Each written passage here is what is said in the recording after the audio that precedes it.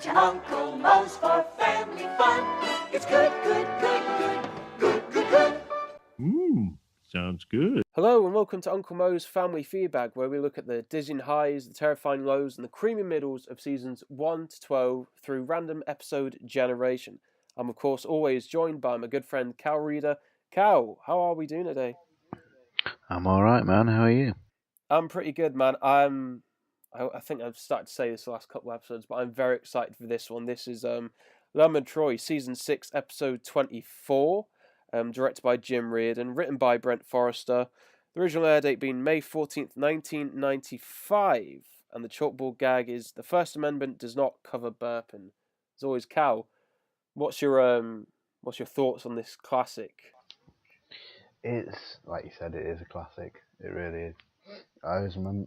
I don't know. It's one of the early ones. I know we've had a lot of build up with the bit of a spectacle we've had, but it's one when we kind of mention about the classic period of The Simpsons. This is the one of the few what like stands out. I just love the fact that you go into kind of like the mirror Springfield where everything's kind of just same, a little bit different. Same, but different, but same. And it's just good. It's interesting to see because we obviously hear a lot of like the hatred for Shelbyville, but you know we don't actually see it that much. We do see it in later seasons where Shelbyville's actually kind of shown as actually the better place to live, and Springfield's kind of like where all the hicks live, and they go hoot hoot hoot hoot. It is the shithole town. Yeah, that's what's funny. That's what I love about it. It's brilliant. Yes, I mean season 6, you're really hitting that home run of episode after episode after episode. This is truly the cream of the crop of what they call the golden age of Simpsons, and yeah, this was an absolute hoot to watch over again and again. We kick off with Marge lecturing Bart about the importance of town pride after Bart sort of losing faith in his town, and you know this town has got a part of us all, part of us all, part of us all, and she's really I don't know. I think that's always a sort of a generational divide. Like I know in my town that my dad was once proud of where I grew up, and he's still got a bit of pride. But to me, it's just a small, basic town in the middle of England. There's nothing to really be that proud about. See, I think it's one of those things though. Like, when you grow up, you hate the place where you live. Like, you know, it's not as good as where you want to go, especially if you go to uni in a different city like you did. I've lived in Sheffield all my life. Like, I've lived around different parts of Sheffield. Don't get me wrong, but like I come from a very working class area and lived in the city, and then you know I currently live back in a working class area, but I love Sheffield. I think it's kind of where I've stood my own, and and people have come back because it's quite a big, famous city. I'll stick up for it, and I'll just say fuck you. I used to live with somebody who lived in Nottingham, and they used to just rant at me and say all this stuff. Sheffield's not famous for anything. I was just like, fuck it. The most famous thing you're famous for isn't actually from Nottingham. It's from Sheffield. Robin Hood of Loxley. Loxley's in fucking Sheffield, mate. Whoa. First football team, Sheffield. And it's the thing what Simpsons does best. You insult the place you live at, no matter how much of a shithole it is. I didn't even know Robin Hood was from Chef originally. Yeah. Okay. There's a little plaque. It's actually a dual carriageway now where Loxley is. It's not really an area. It just says where where Robin Hood came from. But yeah, Robin of Loxley, and then he went down south to Nottingham to rob people. Wow, armed with Hendo's sauce under his arm. Who knew? Henderson's relish. It's not a sauce, you fucking. Oh, sorry, we don't get much sort of flavour in the middle of England here. You have to let me off. Come on, man. Well, I don't mind the town that I'm from. It's just more it's a stagnating place. It was once had its glory in the 80s and that, and now it's just sort of living off its former glory. It's in all of it. If you think about it, it's like Sheffield. It's known for its steel, but there's one or two steel foundries left in Sheffield, So I was talking to one of my American friends the other day, and I just said Sheffield's kind of like Detroit, but with less meth and RoboCop. It's the best way you can compare I've it. never thought of it that way. That's very astute. Because where all the steel mills, this is completely unrelated, but where all the steel mills used to be, have been now turned into breweries and stuff. So there's a lot more pubs and shit. And then obviously the music and festivals and stuff has brought things. Anyway, that's just a rant about how great Sheffield is. It kind of shows about this episode. Brought to you by the Yeah. Sheffield Tourist Board. Thank you, Cal.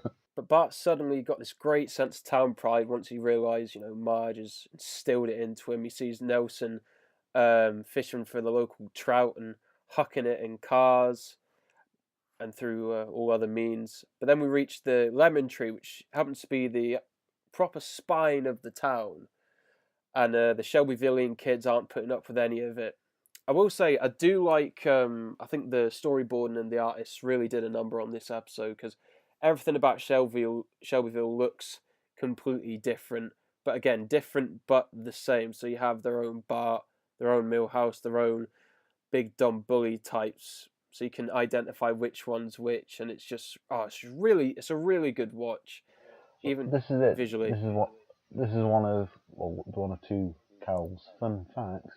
But, there isn't much this week, I'm afraid, but there's two. It says the establishments in Shelbyville mirror those of Springfield. Speedy Mart spoofs the Quickie Mart, has an Asian-looking Apu type character. Joe's is a parody of Moe's, and features a Moe lookalike with a different hairstyle. Shelbyville Elementary is identical to Springfield Elementary and features groundskeeper, who is a female version of Willie. And the writers want to have the Springfield children find an area of Springfield that was not decimated, and the animators designed a version of Springfield that was idyllic. They drew several scenes of the children running through non-polluted streams and woodlands. The animators gave Shelbyville's nature a more dark feeling in comparison to Springfield. So they wanted to make it look same but different kind of thing. Same but different. No, it is really enjoyable. The whole visuals of it, and that the Bart and the Shelby himself start bickering back and forth, like petty squabbling kid stuff. But I noticed again, you rewatch this loads of times, and you get every little nuance through each time you're watching that. I just realised Martin pulls a sort of mean mugging face when he hits the second. I know you are, but what my like as in. The fuck does this guy want? Like, I've never seen that from Martin, but just that little wrinkle of this little frown behind Bart, like, what is he playing you off, mate? What is happening here? Like, on me, ma'am, square up. Fucking great.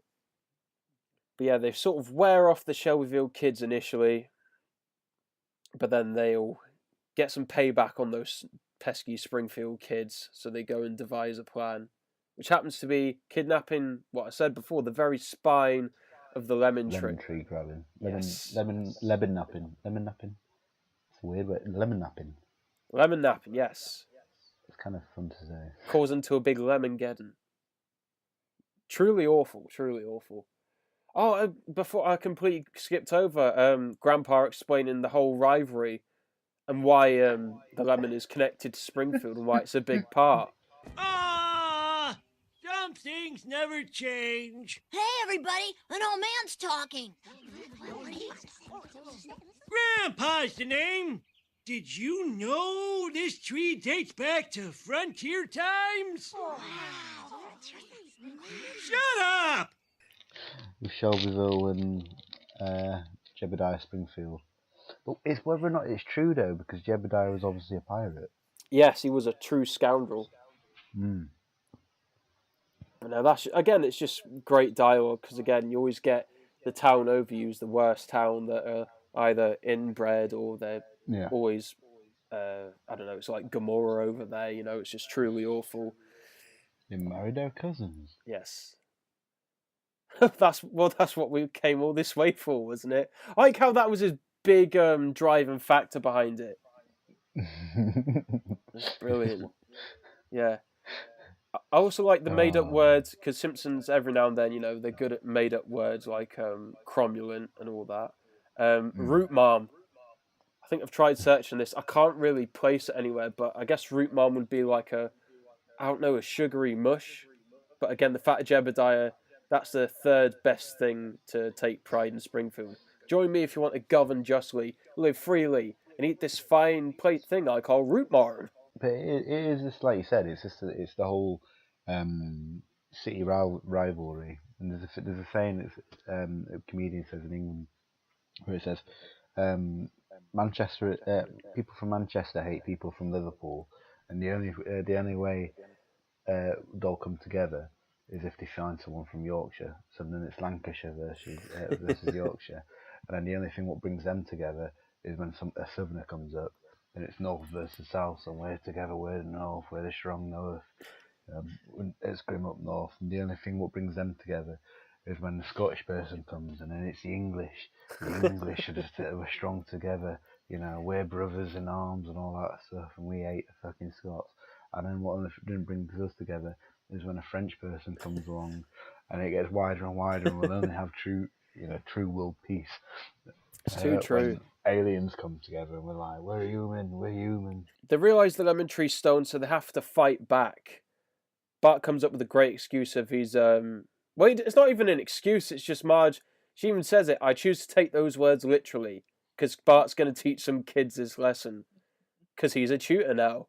I will say I'm glad, because in the later seasons, the writers seem to hastily write in Homer just any part or make him the focus point, even if it's a Lisa episodes. They try to write him in hard with all these jokes, but Homer sprinkled in within the boys' adventure, absolutely perfect use of him, in my opinion. Yeah. As well as Marge just being the doting mother in that, and she's taking a lot of faith in Bart in that. She's not disappointed, but she's just blindly following him because she's accepted his idea of town pride. He's going to join a violence gang. Not even a gang, a violence gang. It's just, I don't know. It's a strong episode for them all. I don't think Lisa's got much to do in this episode, but then Lisa can kind of be the weakest of them anyway. She's kind of seen in the background a lot when she's just flying a kite in between the border of Shelbyville and. Yeah.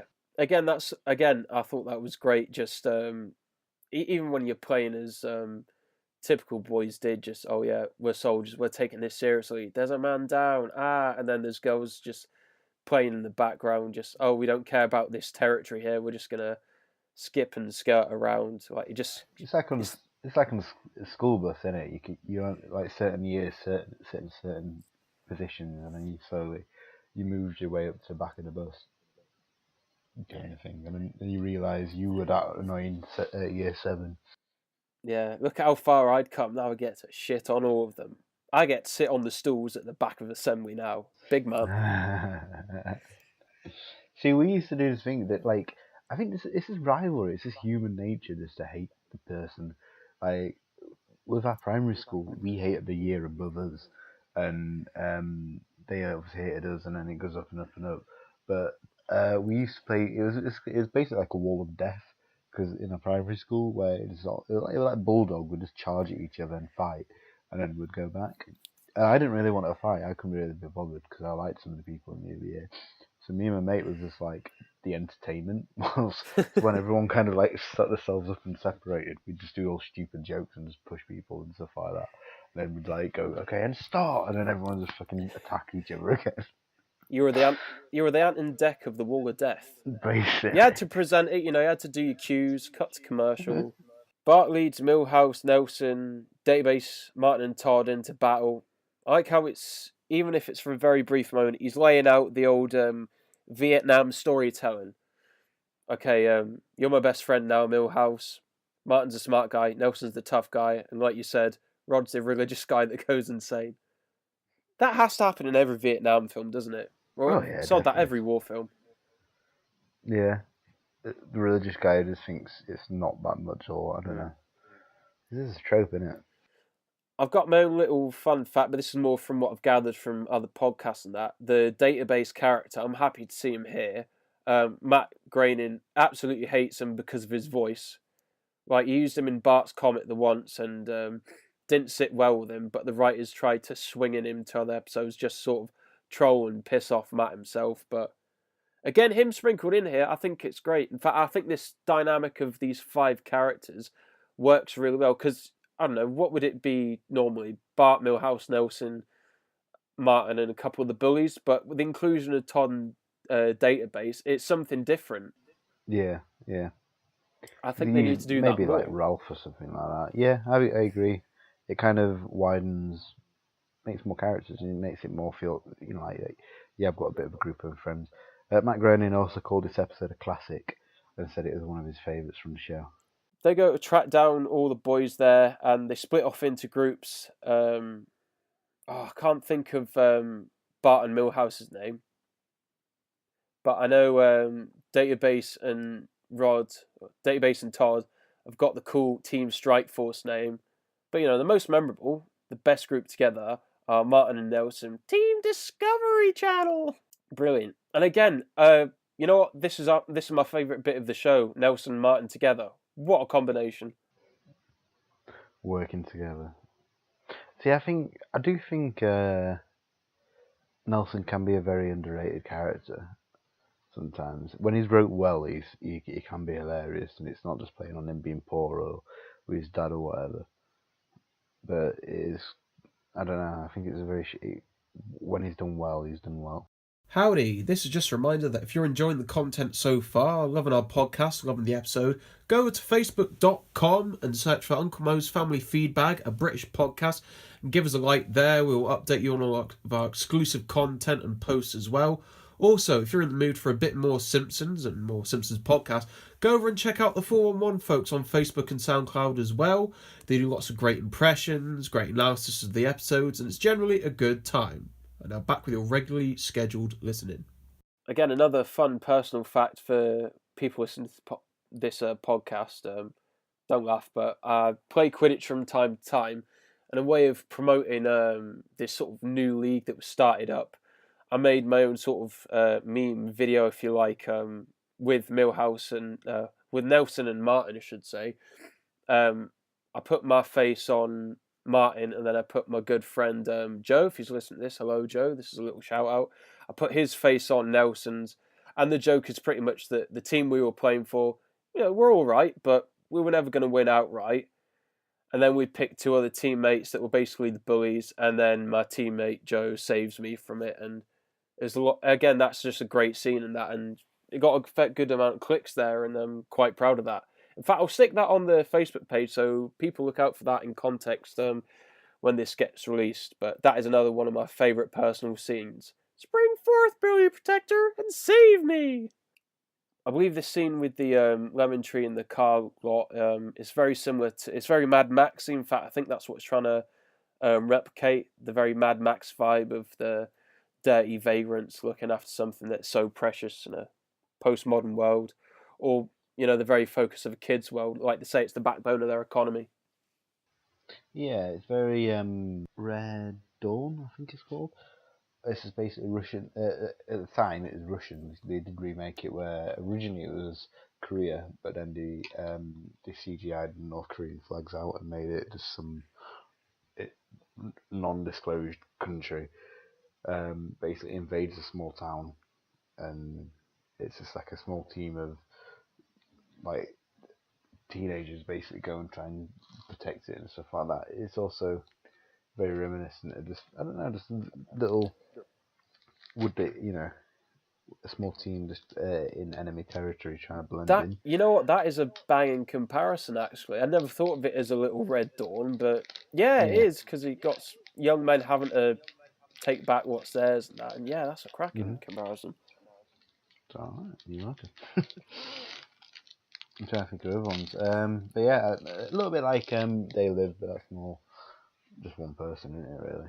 The boys are about to, jump forth and take back what's theirs, but the parents have followed them there in Flanders' RV. Oh, again, I keep nipping over stuff, of course, but the little pre-meet-up when they have to try and get the boys back in Shelbyville, Kirk with a great line as well. Oh, I'm sick of those Shelbyvillians, and Luann is Mrs. next to him. Honey, I'm from Shelbyville, and it tears me up inside. Again, that's what, another straw before the camel's back's going to break? like the season after that, and they split up. Was it the Again, season after? See, I don't. Such a I'm- horrible relationship. Yeah. The thing is about these episodes, I don't know if it's just because they got showed so commonly over here. You don't realize how old they are when they broke up and stuff. When it's like 96, 97, and there's one or two quotes with it where it's Kurt goes, if I could go back in time, then maybe I would marry somebody who doesn't look exactly like me. They're about to stop the boys when they realise that, they've had the lemon tree stolen. Cuts Homer in the middle of his tracks. And Homer meets the Shelbyville equivalent of him with, I think he's a bit fatter, but he's got more hair in that. I love the voice on this guy. I love the voice on Shelbyville Dad. Yeah, it's the guy who plays his dad. I can't Shelby's dad. It was Hank Azaria, and yeah. he's, according to my information here, he's basing it off an actor called Walter Matthau. Yeah, who's like an old actor. Dan kind of stellar and originally based his performance for Homer on. Oh right, yeah, so he did. So it's kind of like a rip-off of a rip-off kind of thing. Yeah. I think this is one of the best sort of single-use characters they've had. I'm glad they've not brought him back, because again, I think for me it's not even what he says, it's just the voice. It's over, Springfield, you lose! Bust in here and take it. You must be stupider than you look. Don't you get it, Springfield? It's over. You lose. Get out here, son. There's a doings a transpiring. Let's shut the gate and seal them in. Oh, you lousy Springfielder. You shake harder, boy. I love little weird voices and little odd one characters in that. Again, it's another sort of bow to the Simpsons harp, if you will. It's cracking. Other than Hank Scopio, who's your favourite one-off character? Oh, that's on the spot there. You know what? Lyle Langley. The snake oil salesman. I think just because, it's Phil Hartman again. Just, he could do no wrong, and that character's just perfect. Not even like he's that inherently evil. He's more scammy than that, but he's just very charismatic, and you're never going to see characters like that. No, I agree. He's very... Because thing is, though, with Phil Hartman, he always played the kind of same rip-off kind of type of guys. Oh, but he was so good at it, though, so you'd never sort of called him out on it. The family, the boys, they're retreating, they're very defeated, but Bart hatches a plan. Actually makes a lot of sense now, obviously because of the car lot. I never put this together that the driver was working for a car lot, for a sort of lorry pickup service and that, but yeah, again, it's just great writing following through and just making little seeds, planting little seeds and that, because I never put two and two together. They park up the RV and it gets towed back into the car lot. Very, very Trojan horsey. Yeah. So, also my favourite one-off character, if I can't have Hank, it's got to be Rex Banner. Oh yes, of course. That's great. It's just so funny. But yeah, the title references to Helen of Troy of Greek mythology, which kind of leads to the Trojan horse kind of thing. This is the allusion to the Trojan War is further reinforced after using the illegally parked RV to sneak into the impound lot. Homer says no one in history has ever done anything this clever. Oh, of course he does. Of course he says that. You use the Trojan horse to sneak into Troy. They're nearly successful with the lemon tree when dogs appear out of nowhere. Homer's got a plan. They was going to chuck meat at them. I love the Foley work in this one scene. Even with the little gulping sound effect, I'll probably stick a couple in here. But the gulping sound effect, and when the dog nearly pierces through the RV door with its head, and the crackling sound, I want to know what sort of specific, what they had to crush up to get that effect, because it's just perfect. Because you think of a shitty caravan door, and I think that's exactly what it'd sound like. It's so funny. Just the clunk straight away. He's got a taste for meat now. That's it. again, back to Shelby. He realizes the alarm's gone off and they're about to make their escape. Yeah, I just love the voice. There's a doings a transpiring, seal 'em in. And we'll get to, I'll probably say my line of the show's a couple minutes after that as well.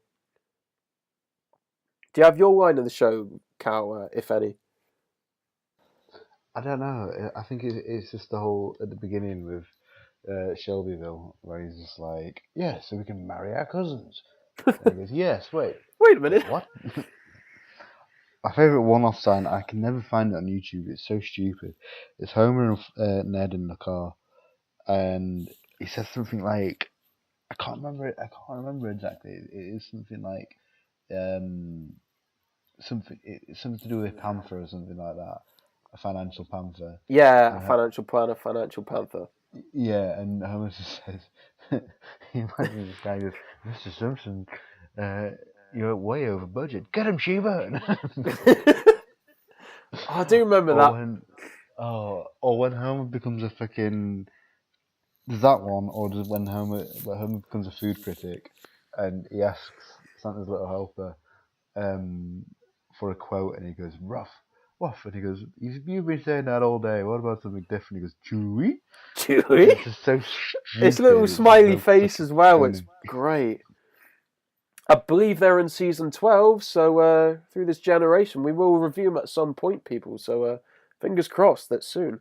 They make a successful escape with the lemon tree intact, although it's fucked half of Flanders' RV up. But he was able to easily afford it, according to Grandpa. Now this was my favourite line from this episode from Shelby's dad himself. "Oh, you lousy Springfield! Shake harder, boy!" And you actually see him shake a little bit more ferociously as well, like father, like son. Oh, it's magic. And I suppose this happens a lot, just not in pop culture, but in history, I guess, with conflicts and that. You get, it's like heroes write history. And, they turned away the lemon tree because it was haunted. Let's have turnip juice. No, it is true. I said, it's true that it's history's wrote by the winners of the wars and stuff like that, and it's all changes slightly. And I was saying to one of my mates randomly, who was chatting shit about fake histories and stuff, and we were just bullshitting kind of thing. And he said, "You always make the best history." I was just like, I'd make the best history teacher ever, because whatever I'd say, even if I'm chatting out my arse, whatever I'm saying, if anybody ever questioned me, I'd go, "History's wrote by the winners, but I've already passed history, and that makes you a loser. Therefore, I am right." And then I'd rewrite history. That's concrete, absolutely concrete. Milhouse, what's 7 in Roman numerals? I'll tell you, Bart. But you really should end each transmission with the word over. Over. Correction. The only thing that's over is that transmission. Is this the untimely end of Milhouse? But Milhouse is my name. But I thought I was the only one. A pain I know all too well. So this is what it feels like when doves cry. And that's how we end the episode. The boys are victorious. They have the lemon tree back. Oh, Cal, I don't know about you, but this was a right roar from start to finish. No, I agree. It's just peak Simpsons really when it was on its highs, and it's probably one of the strong. Other than the Chili Peppers episode, it's probably my favourite one we've done so far. What would you give this? What ranking would you give it then? Out of our little special ranking system, each episode to episode. I would do it 3/4 of a full lemon tree. So it's just nicked the top quarter of it. A couple of lemons have gone off, left in Shelbyville. I see. Of it's still left over. Cal continues with these unconventional ranking systems, but if you can make it at home, sure, why not? It's a very, very, very high standard. For me, I will go with 5 out of 5 lemon-shaped rocks. Yeah, I generally can't fault this episode. I think everyone's used perfectly, like I said, sprinkles of other characters and that. it's good to see minor characters like Database and Database and Todd get the rub. Grandpa having his own little moment at the start as well, being the knowledgeable storyteller. Just seeing the different side to Shelbyville that's more idyllic, like you said. Yeah, I can't fault it. Perfect episode, in my humble opinion. I agree. Very good episode. I don't know. I think the Chili Poppers one was probably my favourite as well. Oh, okay. All I right. just loved that episode so much. So what's on the books next week then? On the books for next week, I will give a little pull on our random episode generator, and we will find out soon. We're jumping right at the end of our limit, if you will. We're going with season 12's Tennis the Menace. I haven't seen that. I always think about that episode from time to time, and I haven't seen it in ages. It's the one where they go to Wimbledon, isn't it? No, they build a tennis court. I know that. Yeah, they end up going to Wimbledon. It gets stupid at the end. I don't know if it's. I know it's definitely a tennis tournament, but we will find out if it's specifically Wimbledon. Okay, if you can like and follow our Facebook page, that's Uncle Mo's Family Feedbag Podcast. Look on SoundCloud again for Uncle Mo's Family Feedbag Podcast, and we will see you next time. Bye. Come to Uncle Mo's for family fun. It's good, good, good, good, good, good, good. Sounds good.